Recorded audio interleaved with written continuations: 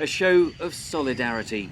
4 Danish F-16 fighter jets landed in Lithuania last week to bolster NATO's air policing mission in the Baltic.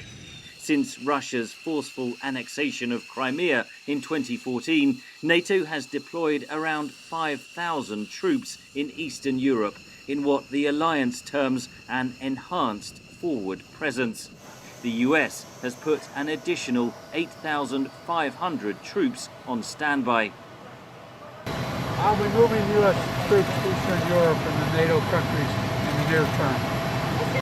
France announced plans to deploy hundreds more troops to Romania, while Spain, the Netherlands and Germany are also considering sending more troops, aircraft and warships.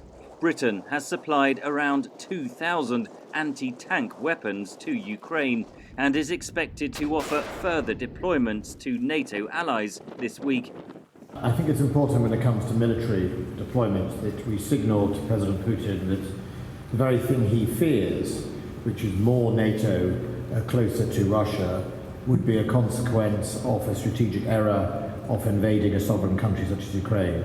NATO has no plans to deploy combat troops to Ukraine. Those NATO troops that are in those border states are really there more for preparedness and for defensive and deterrence capability, rather than the expectation for direct conflict or direct combat. NATO says it is responding to Russian aggression. Moscow called the response hysteria. Russia has around 100,000 troops deployed close to the Ukrainian border.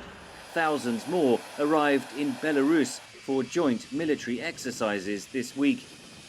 NATO itself has had to respond to a new threat that Russia posed by putting additional forces into Belarus, which of course shares a border with Poland, Latvia, and Lithuania, which are NATO allies. NATO's deployments could ratchet up tensions further with Russia's president, says Norman. One of Putin's key demands in all of this is the drawdown of NATO troops and weaponry from those same eastern states. So the fact that there is more buildup there is going to be seen not as an act of defense, but an act of offense and provocation by Russia. Meanwhile, the flurry of diplomatic efforts to avoid war continues.